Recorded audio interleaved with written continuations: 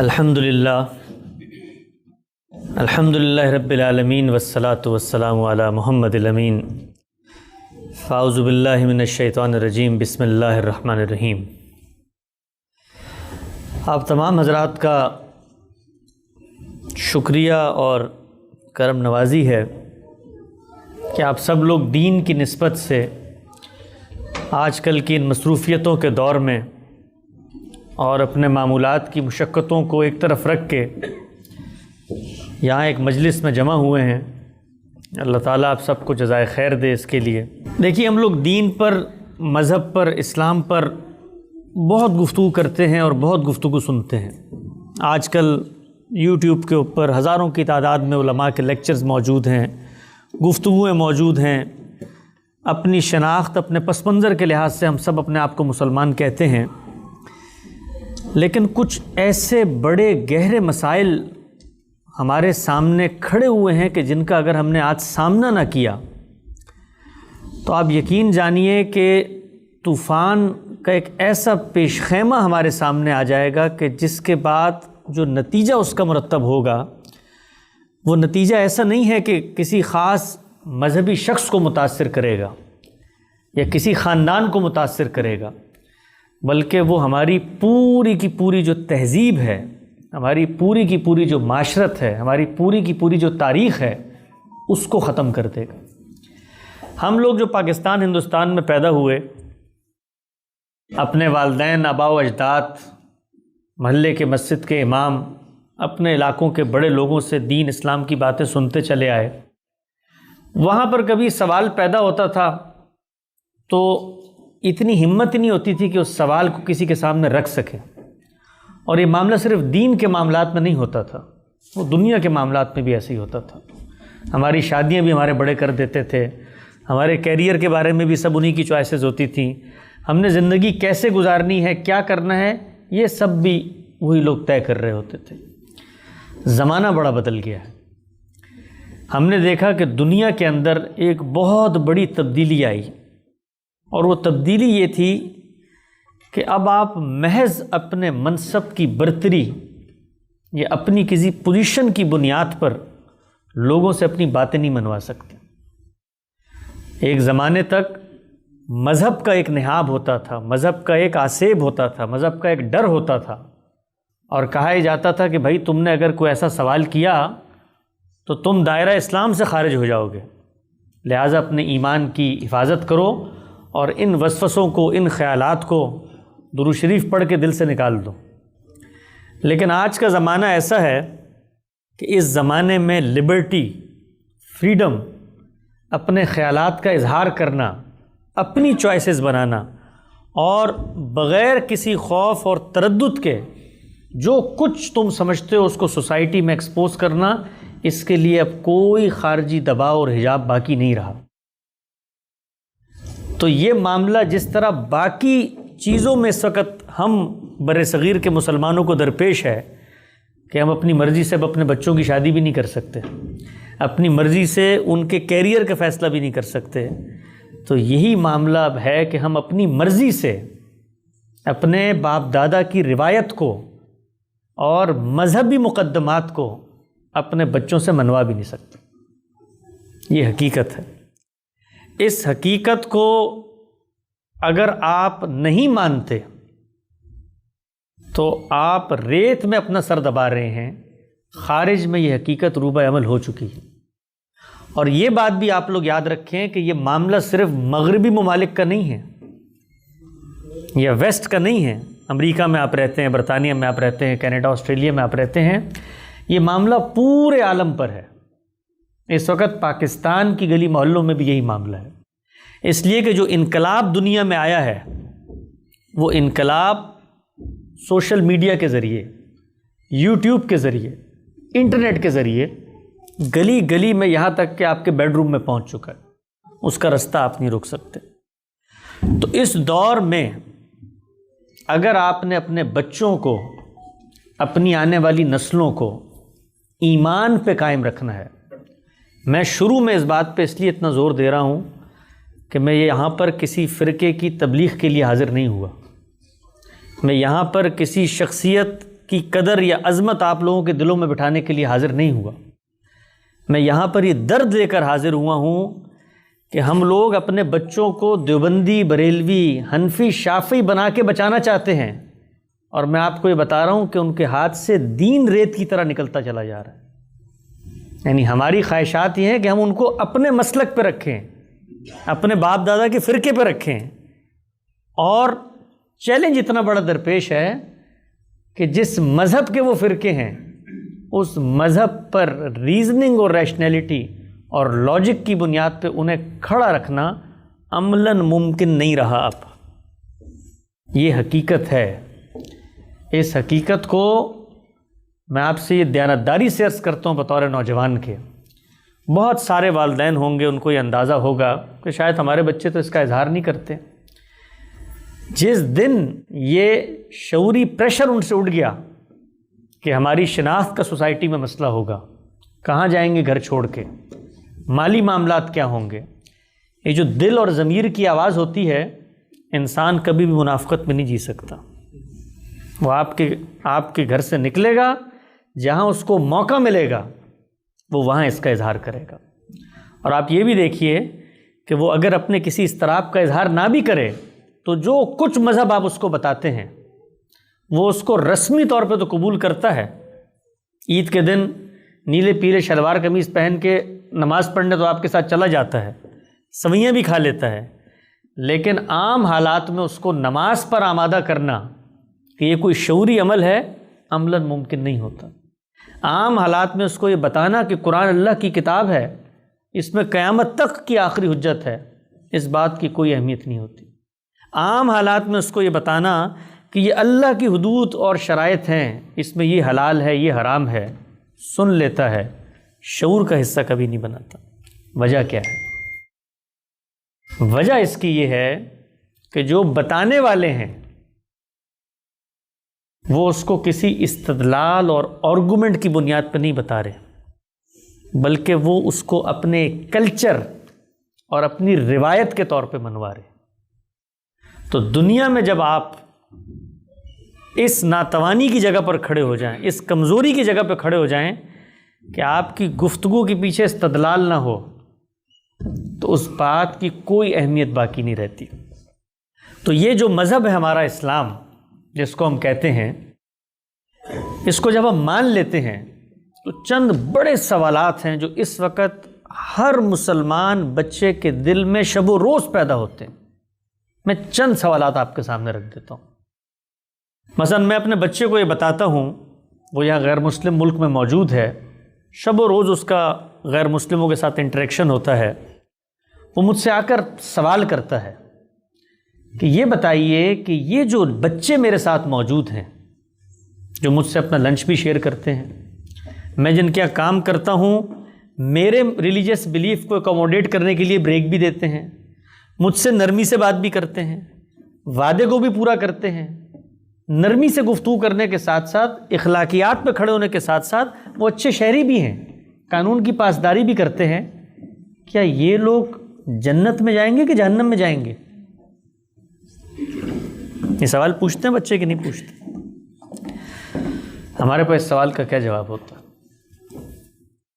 اچھا، آگے بڑھ کے ان کو کوئی غیر مسلم یہ کہے کہ بھائی تم جو کچھ ہمارے بارے میں سمجھتے ہو سمجھتے رہو، لیکن یہ بتاؤ کہ اگر ہم تمہاری دعوت کے قائل ہو جائیں، جو کچھ تمہارے والدین کا مذہب ہے، جو کچھ تمہارے پیغمبر لے کر آئے ہیں، مان لیں اس کو، اور آج کھڑے ہو کے اعلان کر دیں کہ ہم مسلمان ہیں، اور کل ہمیں کوئی بات سمجھ میں نہ آئے اور ہم یہ کہیں کہ نہیں، ہم تو واپس اسلام کو چھوڑ کے اپنے مذہب میں جانا چاہتے ہیں، تو بتاؤ تم ہمارے ساتھ کیا کرو گے؟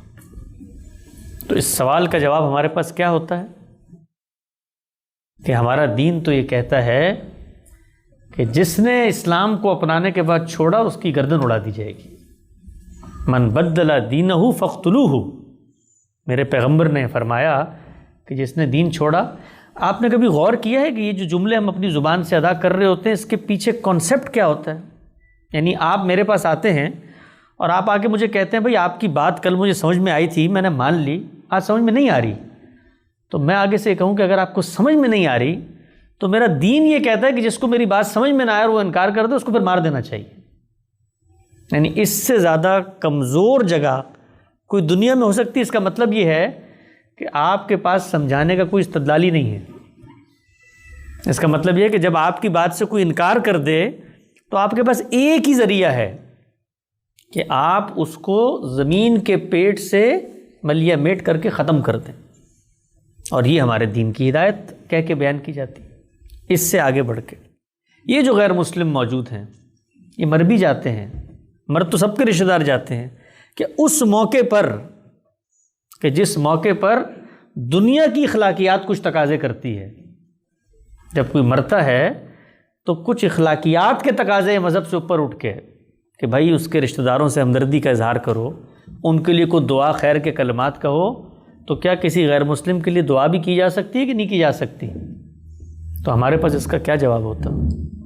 ہم کہتے ہیں کہ نہیں, یہ تو ممنوع ہے, یہ تو منع ہے, یہ تو حرام ہے.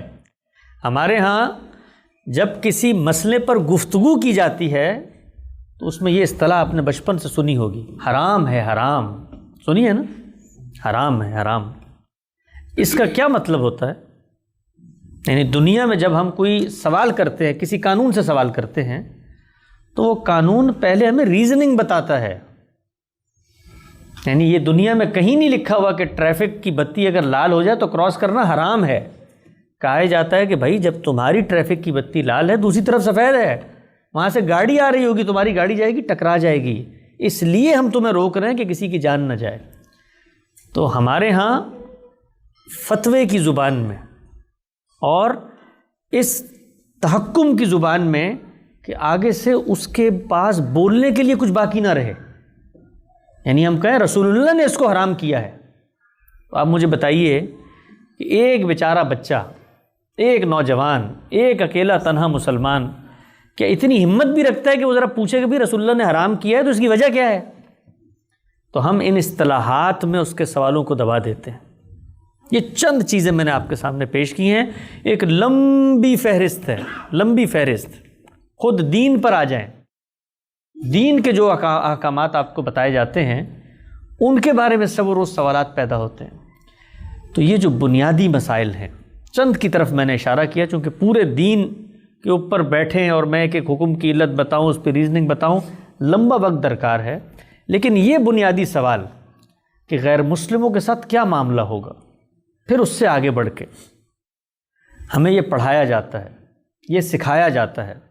ہم لوگ جمعہ پڑھنے جاتے ہیں مسجدوں میں, کبھی اپنے بچوں سے یہ پوچھیں کہ جو خطبہ پڑھا جاتا ہے, پڑھتے ہیں نا ہر دفعہ جمعہ میں خطبہ پڑھتے ہیں ہم, تو ہم خطبے میں کیا دعا کر رہے ہوتے ہیں؟ ہم ہر جمعے میں دنیا کی ہر مسجد کے امام کی زبان سے سنتے ہیں, یا اللہ ہمیں کفار پہ غلبہ عطا فرما.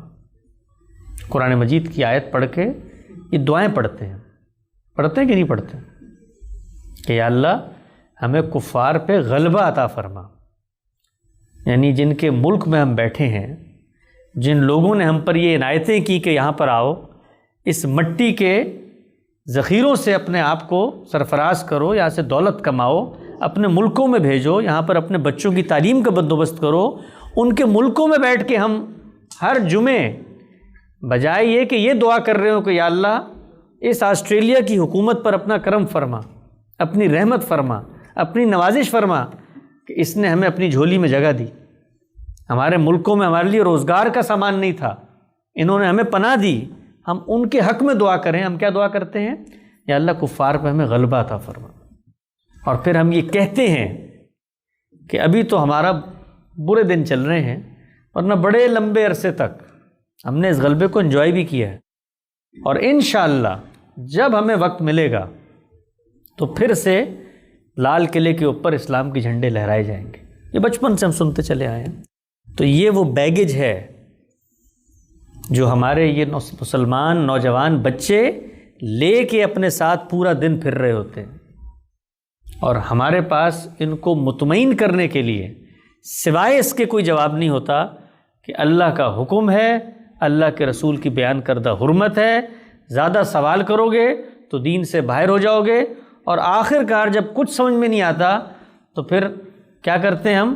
کوئی نیک شریف بچی ڈھونڈتے ہیں کہ شادی کریں گے تو شاید ہو سکتا ہے مصروف ہو جائے، سوال ویسے ہی ختم ہو جائیں اس کے. تو آخری سولوشن ہمارے پاس یہی ہوتا ہے، اس کے علاوہ کچھ نہیں ہوتا.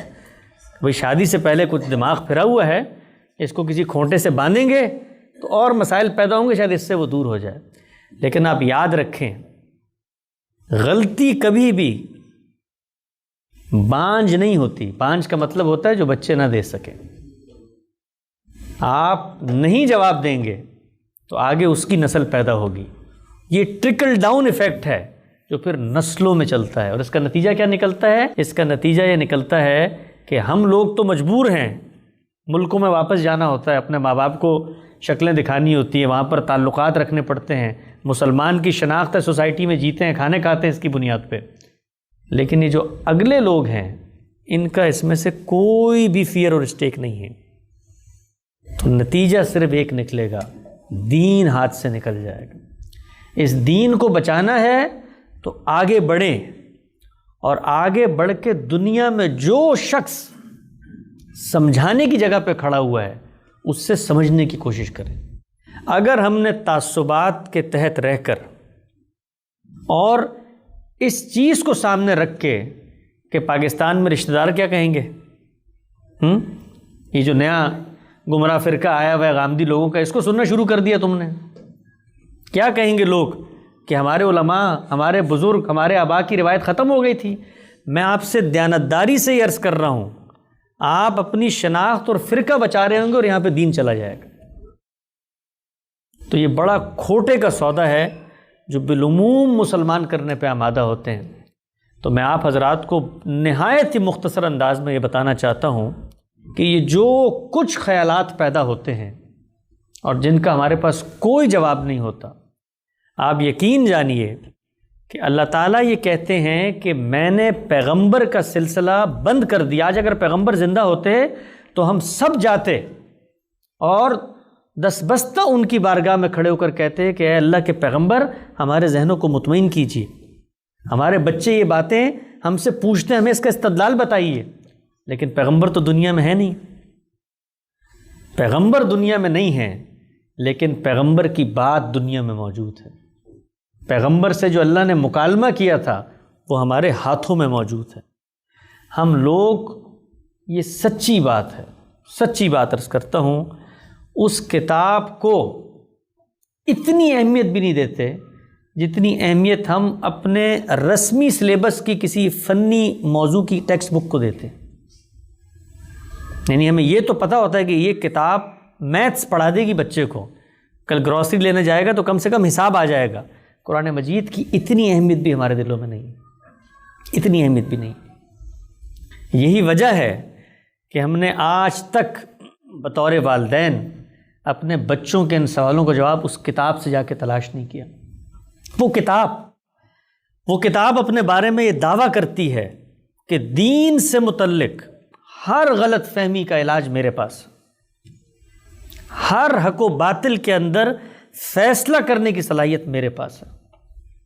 تم کوئی نظریہ، کوئی استدلال، کسی فرقے کی بات لے آؤ میرے پاس، میں تمہیں 2 اور 2 4 کی طرح میزان پہ جیسے ترازو رکھتے ہیں اور باٹ رکھتے ہیں اور فیصلہ ہو جاتا ہے، اس طریقے سے فرق کر کے بتا دوں گی. تو آئیے ان مسائل کو اللہ کی کتاب میں لے کر جاتے ہیں اور اس کتاب سے پوچھتے ہیں کہ یہ سب کچھ کیا ہو رہا ہے، کیا کرنا ہے غیر مسلموں کے ساتھ. ہم نے ان کو مار دینا ہے، ان کے خلاف جنگ کرنی ہے یہاں تک کہ ہمارا غلبہ قائم ہو، ان کی مغفرت کی دعا میں شریک نہیں ہونا، ان کے بارے میں نظریہ رکھنا ہے کہ جہنم میں چلے جائیں گے، ہمیشہ کے لیے جلیں گے. یعنی بچوں سے کبھی پوچھیے اکیلے میں بیٹھ کے کہ ہم ان کو یہ کہتے ہیں کہ تم چونکہ مسلمان پیدا ہوئے ہو اس لیے تم جنت میں جاؤ گے، اور میرا خدا بڑا رحمان رحیم ہے، انصاف پر مبنی فیصلے کرتا ہے، یہ باقی دنیا چونکہ غیر مسلم پیدا ہوئی اس لیے جہنم میں جائے گی. یعنی ہم لوگ کنٹرڈکشنز میں جیتے ہیں. صرف اسی نقطہ نظر کو کبھی انصاف کی بنیاد پر سوچیں آپ کہ محض کسی مذہب میں پیدا ہونے کی بنیاد پر اگر فیصلہ ہونا ہے تو بھائی امتحان کیسا ہے، کس چیز کا امتحان ہے، کیا نتیجہ اللہ مرتب کر کے دکھا رہا ہے. میں اس خدائے رحمان و رحیم کی دعوت دنیا میں لے کے جاتا ہوں. تو قرآن کی بارگاہ میں آئیے، اور میں آپ سے عرض کروں گا کہ ان لوگوں کا امت پہ بڑا احسان ہے. یہ مسلمان قوم کی اتنی بڑی بدقسمتی ہے کہ ہم اپنے محسنین کے خلاف کھڑے ہو جاتے ہیں. یعنی جو لوگ ہم پہ احسان کر رہے ہوتے ہیں اپنے ٹیلنٹ کی قدر نہیں کرتے، اپنے ہیروز کی قدر نہیں کرتے، اور محض اپنے تعصبات کی بنیاد پر ان کی کنٹریبیوشنز کو ٹھکرا دیتے ہیں. تو اب میں آپ سے عرض کرتا ہوں کہ جن لوگوں نے اللہ کی اس کتاب کو محور اور مرکز بنایا اپنی توجہ کا، اور غور کیا اور پڑھا، تو پھر کیا کہانی ان کے سامنے کھلی. اس کہانی کو اگر آپ سمجھ لیں گے تو اس میں سے ایک ایک سوال کا جواب یوں فنگر ٹپس پہ آ جائے گا، اور پھر آپ ریزننگ کی بنیاد پہ، استدلال کی بنیاد پہ ہر قدم پہ اپنے بچوں سے بات کر سکتے ہیں، اپنے آپ سے بات کر سکتے ہیں. اللہ کی کتاب ہمیں یہ پیغام دیتی ہے کہ ہم نے جب انسان کو بنایا، سٹیپ بائی سٹیپ بات کو سمجھیے گا، دماغ کو ذرا متوجہ کر کے، حاضر رکھ کے، کہ ہم نے جب انسان کو پیدا کیا، بنایا، تو دو چیزیں اسے ہم نے عطا کی ہیں. ایک نیکی بدی کا شعور، اچھائی برائی کی معرفت، اور دوسرا ہم نے اس کے اندر اخلاقی حص کو ڈالا ہے. یعنی یہ جو معرفت میرے اندر ہے، کوئی بھی مذہب کا آدمی ہو، آپ اس سے پوچھیں جھوٹ بولنا جائز ہے، کہے گا نہیں. حسد، کینہ، بغض، چوری جائز ہے. پوری دنیا کا عالمی ضمیر اس پر متفق ہے کہ یہ چیزیں ہماری فطرت کے خلاف ہیں. ہر آدمی اس سے با کرتا ہے اور اچھائیوں کی طرف ہماری فطرت جاتی ہے. اللہ تعالیٰ یہ کہتے ہیں کہ جب میں نے تمہیں بنایا، تمہاری فطرت میں یہ چیز میں نے الہام کر دی. وَنَفْسٌ وَمَا سَوَّاهَا فَأَلْهَمَهَا فُجُورَهَا وَتَقْوَاهَا. تمہاری فطرت میں نے نیکی بدی کا شعور ڈالا. اور پھر اس کے بعد کیا کیا؟ پہلا انسان جو دنیا میں آیا اس کو پیغمبر بنا دیا. کیوں پیغمبر بنا دیا؟ اس لیے کہ جو کچھ تمہاری فطرت میں ہے، اگر وہ فطرت سے ہٹے، اگر اس میں کوئی انحراف پیدا ہو، چونکہ تمہیں ارادہ اور اختیار دیا ہے، روبوٹ بنا کے نہیں بھیجا، تم سرکشی بھی کرو گے، بغاوت بھی کرو گے، تو اس صورت میں وہ پیغمبر تمہارا ہاتھ پکڑے اور تمہیں سچائی کی بات بتائے. اور یہ بھی پیغمبروں نے بتا دیا کہ یہ دنیا عارضی امتحان کی جگہ ہے، ہم سب نے یہاں سے جانا ہے. یہ میرا روزمرہ کا مشاہدہ ہے، ہم سب دیکھ رہے ہیں گلی بازار میں موت رقصہ ہے. تو جب تم نے مرنا ہے تو مرنے کے بعد اگر دنیا میں تمہیں ارادہ اختیار دیا ہے تو کوئی نتیجہ مرتب ہونا چاہیے ہے. یہ دنیا رام کی لیلا نہیں ہے، یہ رائی کا گلہ نہیں ہے، یہ کھلنڈرے کا کھیل نہیں ہے. اس کے اندر ارادہ اختیار دے کے باشعور انسان کھڑا ہوا ہے. وہ حکم لگاتا ہے، وہ فیصلے کرتا ہے، وہ لوگوں کے اوپر زیادتی کرتا ہے، تعدی کرتا ہے، ٹارگٹ کلنگ کرتا ہے، غیبت، بغض، چوری، حسد، کینہ، یہ سب کچھ کرتا ہے اور لوگوں کی یک تلفی کرتا ہے.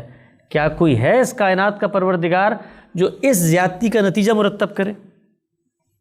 وہ اس دنیا میں کھڑے ہو کر اپنے جگر کو کاٹ کے لوگوں کی مدد کرتا ہے، سڑکیں بناتا ہے، پانی پلاتا ہے، نیکی خیر کے کام کرتا ہے.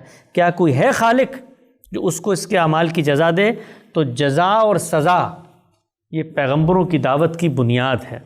میں اس لیے مسلمان ہوں کیونکہ میں مانتا ہوں کہ میرا ایک خالق موجود ہے، میں بنایا گیا ہوں، اور وہ خالق اگر خالق ہے تو پھر اسے ایک انصاف کا دن قائم کرنا ہے، اور وہ انصاف کا دن جب قائم ہوگا تو اس دن جزا اور سزا ہوگی. آپ اگر غور کریں، اس دنیا میں ہم لوگ جب کوئی نظام بناتے ہیں تو وہاں پر بھی یہی چیز ہوتی ہے، جزا اور سزا، ریوارڈ اور پنشمنٹ. باہر نکل کے دیکھیں، ہر عمل پہ یا ریوارڈ ہے یا پنشمنٹ ہے. قانون کی خلاف ورزی کریں گے تو سزا ملے گی، اور اچھا کام کریں گے تو ریوارڈ ملے گا.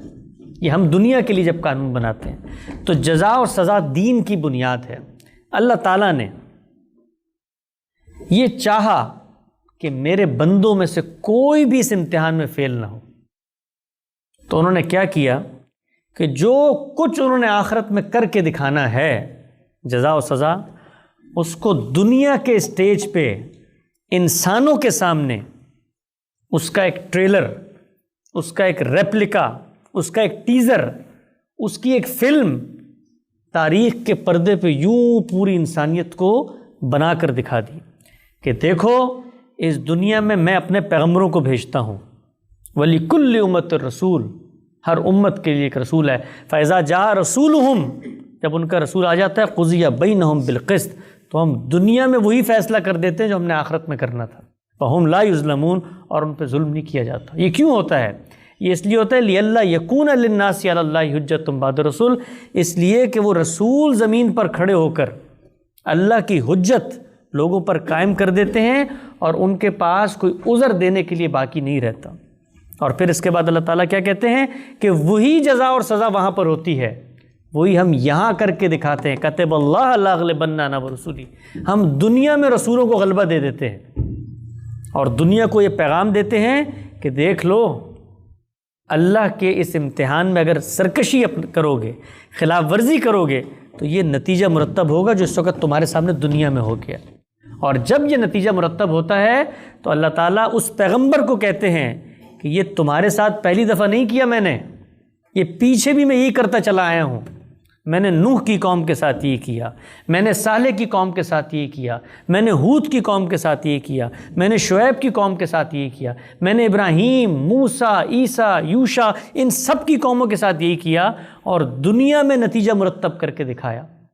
جب اللہ دنیا میں نتیجہ مرتب کرتے ہیں تو اس موقع پر جو رسول اللہ صلی اللہ علیہ وسلم کی امیڈیٹ آڈینس تھی, جو ابراہیم علیہ السلام کی امیڈیٹ آڈینس تھی, جو موسیٰ, عیسیٰ, ہارون, یحییٰ اور ان سے پہلے نوح, عاد, سمود, صالح, شعیب, ایوب کی امیڈیٹ آڈینس تھی, ان کی تاریخ میں تمہیں سناتا ہوں کہ دیکھو ان کے ساتھ یہ معاملات ہوئے تھے. تم انسان اپنے ان معاملات میں باز آ جاؤ, اللہ کے رستے پہ چلو, ورنہ یاد رکھو روز قیامت بھی یہ سب کچھ ہوگا. تو ان واقعات کی ایک ڈاکومنٹری, ان واقعات کا ایک ڈائلاگ کا مجموعہ یہ ہے جو قرآن مجید میں رکھ دیا گیا ہے. آپ اکثر یہ دیکھتے ہوں گے کہ جب ہم قرآن مجید پڑھتے ہیں کبھی بھی ریلیونٹ نہیں لگ رہا ہوتا ہمیں.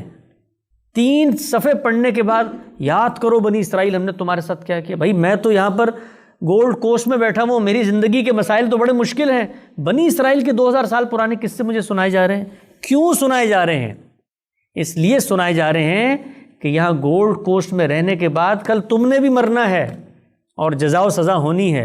تو دیکھ لو یہ جزا و سزا کتنی حقیقی ہے کہ ابتدا سے لے کر انتہا تک اللہ نے دنیا میں نتیجہ مرتب کر کے دکھایا. تو جب نتیجہ مرتب کیا تو اس موقع پر یہ ضروری تھا کہ جو لوگ موجود ہیں ان کو دنیا کے لیے ایک نشان عبرت بنا دیا جائے. یہ جو کچھ رسول اللہ صلی اللہ علیہ وسلم کے دور میں ہوا, جس کی کہانی آپ قرآن میں پڑھتے ہیں کہ اللہ کے پیغمبر کو اللہ تعالیٰ کہہ رہے ہیں فَاقْتُلُوا الْمُشْرِكِينَ حَيْثُ وَجَدتُّمُوهُمْ, کافروں کو مار دو جہاں ملے چاہو پاؤ. حَيْثُ وَجَدتُّمُوهُ خُذُوهُ وَاحْصُرُوهُ وَخُذُوا لَهُمْ كُلَّ مَرْصَدٍ, گھاٹ میں چھپے ہو تو نکال کے چوہے کے بلوں سے ان کو مار دو. یہ آپ پڑھتے ہیں, یہ آپ پڑھتے ہیں کہ رسول اللہ نے فرمایا اُمِرْتُ أَنْ أُقَاتِلَ النَّاسَ حَتَّىٰ يَقُولُوا لَا إِلَٰهَ إِلَّا اللَّهُ, مجھے حکم دیا گیا ہے کہ میں قتال کروں جب تک یہ کلمہ نہ پڑھ لیں.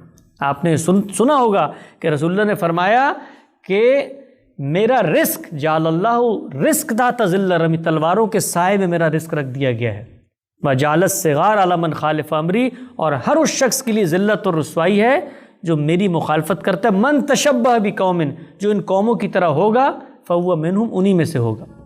تو اللہ کے پیغمبر کی جو آڈینس تھی ان میں پیغمبر نے 23 سال رہ کر 800 کی آبادی تھی مکے کی ابتدا میں, ان کو بتایا, ان کو دکھایا, ان کو خدا کے معجزات سے روشناس کروایا, قرآن انہیں پڑھ کے سنایا. عرب کے صحراؤں میں رہنے والے ایک ایسے شخص نے کہ جس نے پہلے کبھی کسی موضوع پہ گفتگو نہیں کی تھی اس طرح کی, ان کو بتایا یہ کائنات کی حقیقتیں ہیں, باز آ جاؤ. جب اس قوم نے باز آنے سے انکار کر دیا تو زمین پہ اس کا فیصلہ کیا. کس نے کیا؟ اللہ نے کیا. اللہ نے فرمایا پیغمبر کو وما رمیت اذ رمیت وما کن اللہ رہا, تم نے مٹی نہیں پھینکی ہے پیغمبر, میں نے پھینکی ہے. وہ کچھ نہیں کر سکے ہمارے پیغمبروں کے سامنے. تم نے قتل نہیں کیا, اللہ نے قتل کیا. بدر میں فرشتے اترے, احزاب میں ہوائیں آئیں, اور خندق میں اللہ کی تائید اور نصرت پہنچی. اس سے دنیا میں فیصلہ ہوا. تو اللہ کی جزا و سزا کا ایک ریپلیکا اور ٹریلر کی داستان ہے جو قرآن میں لکھ دی گئی ہے. اس داستان کی اسپیسیفک آڈینس کے بارے میں گفتگو ہو رہی ہے کہ اب یہ اس جگہ پر پہنچ چکے ہیں کہ اللہ کے عتاب کا شکار ہوں گے, ان سے دوستی کرنے کے بارے میں مت سوچنا، کیونکہ یہ جانے والے ہیں دنیا سے۔ ان لوگوں کے بارے میں کہا گیا، یہ آج کے یہودی، آج کے مسیحی، یہ زیر بحث نہیں ہے وہاں پہ۔ ان لوگوں کے بارے میں کہا گیا ہے کہ اب ان کا فیصلہ اللہ نے کر دیا ہے، ان کی مغفرت کی دعاؤں سے بھی کچھ نہیں ہوگا۔ ان لوگوں کے بارے میں کہا گیا۔ ان لوگوں کے بارے میں کہا گیا ہے کہ حکومت اب صرف تمہیں ملے گی، کیونکہ یہ اللہ کی حکومت ہے، اللہ کی تائید ہے، ان کا اس حکومت پہ اب کوئی حق نہیں ہے۔ ان لوگوں کے بارے میں کہا گیا ہے۔ اور ان لوگوں کے بارے میں کہا گیا ہے کہ اگر یہ ایمان نہ لائے تو زمین کے پیٹ سے اکھاڑ دیے جائیں گے، اور ایمان لانے کے بعد اگر یہ مرتد ہو جاتے ہیں تو تب بھی ان کے ساتھ یہی معاملہ ہوگا، اس لیے کہ رسول کی موجودگی میں انکار کر رہے ہیں۔ تو اللہ کے پیغمبر کو جب اللہ بھیجتے ہیں تو دنیا میں کچھ نتیجے مرتب ہوتے ہیں، وہ نتیجے اس وقت کے لیے ہوتے ہیں، وہ ہماری سماجی اخلاقیات کے تحت نہیں ہوتے، وہ اللہ کی اخلاقیات کے تحت ہوتا ہے۔ اللہ تو روز بندے مارتے ہیں، روزانہ 1.5 لاکھ آدمی دنیا میں مرتے ہیں، اللہ ہی مارتا ہے انہیں نا۔ تو اللہ تعالیٰ کہتے ہیں کہ میں کرتا ہوں یہ کام، انسان نہیں کرتے۔ تو یہ جو کچھ قرآن مجید نے داستان سنائی ہے، یہ جزا و سزا کی دنیا میں ایک عملی تصویر کی کہانی ہے۔ اس کہانی کے اندر سے اگر آپ ان اسپیسیفک احکامات کو نکال کے جنرلائز کر دیں گے تو پھر دین کی ساری بساط الٹ جائے گی۔ اس کا پتہ ہے کیا نتیجہ نکلے گا؟ وہ یہ کہ جو کام اللہ تعالیٰ نے رسولوں کے ساتھ ختم کر دیا تھا، ہم نے اس کو پھر سے کرنا شروع کر دیا۔ اللہ تعالیٰ نے فرمایا کہ یہ جو عذاب ہم دیتے ہیں اس قوموں کو، یہ عذاب اس وقت تک نہیں دیتے حتیٰ نبعث رسولا، جب تک ہم رسولوں کو نہ بھیج دیں۔ تو رسولوں کے ساتھ یہ خاص چیز تھی، پیغمبروں کے ساتھ یہ خاص چیز تھی، اور یہ صرف ہمارے پیغمبر کے ساتھ خاص نہیں تھی، مسیح علیہ السلام کے ساتھ بھی یہ خاص چیز تھی۔ جنہوں نے ان کا انکار کیا، اللہ نے پھر ان کو پہلی جنریشن کی موجودگی میں سزا دی۔ موسیٰ علیہ السلام کے ساتھ بھی یہی تھی کہ جب وہ گئے طور پہ اور پیچھے لوگوں نے انکار کیا تو ان کو حکم دیا فَاقْتُلُوا أَنفُسَكُمْ کہ ان لوگوں کو اب ختم کریں گے۔ ابراہیم کی قوم کے ساتھ بھی تھی۔ تو اللہ کا عذاب کبھی آسمانوں سے اترتا ہے، ابر و باد کے لشکر، صاب و حاسب کے طوفان آتے ہیں، اور کبھی انسانوں کے ہاتھوں سے عذاب دیا جاتا ہے۔ تو یہ جو کچھ غلط فہمیاں ہمارے دلوں میں پیدا ہوتی ہیں، ان کا ہم سے آج کوئی تعلق نہیں ہے۔ ہم اس کو ایک ہسٹوریکل ایویڈنس کے طور پہ پڑھتے ہیں، اور یہ ہسٹوریکل ایویڈنس کے طور پہ پڑھنے کے بعد قرآن ہمیں یہ کہتا ہے کہ جنت میں جانے کا ایک کرائٹیریا ہے۔ جنت میں اپنی کسی قومی شناخت یا محض کسی مذہب اور خاندان میں پیدا ہونے کی بنیاد پہ نہیں جاؤ گے، کرائٹیریا کی بنیاد پہ جاؤ گے۔ وہ کرائٹیریا کیا ہے؟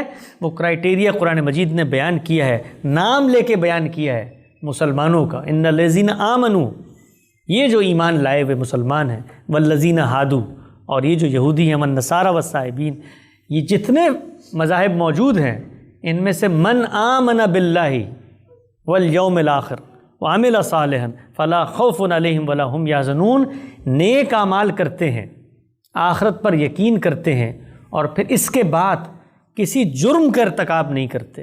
مثلا میں اگر مسلمان ہوتے ہوئے کسی کا قتل کر دوں تو میں جنت میں نہیں جا سکتا، اگرچہ میں اللہ کو مانتا ہوں، آخرت پر یقین کرتا ہوں، اچھے اعمال کرتا ہوں، اللہ کے حکم کی خلاف ورزی کر کے کسی کی جان لے لوں تو مجھ پر جنت کے دروازے بند ہو جائیں گے۔ اسی طرح سے کوئی شخص جانتے بوجھتے پیغمبروں کا انکار کرتا ہے تو اس کے لیے بھی بند ہو جائیں گے۔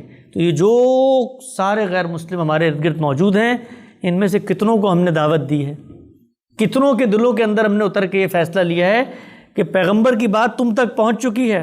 ہم نے تو جو مذہب کا ان کو تعارف کرایا ہے وہ یہ ہے کہ ہمیں موقع ملے تو ہم تم لوگوں کی گردنیں اڑا دیں گے۔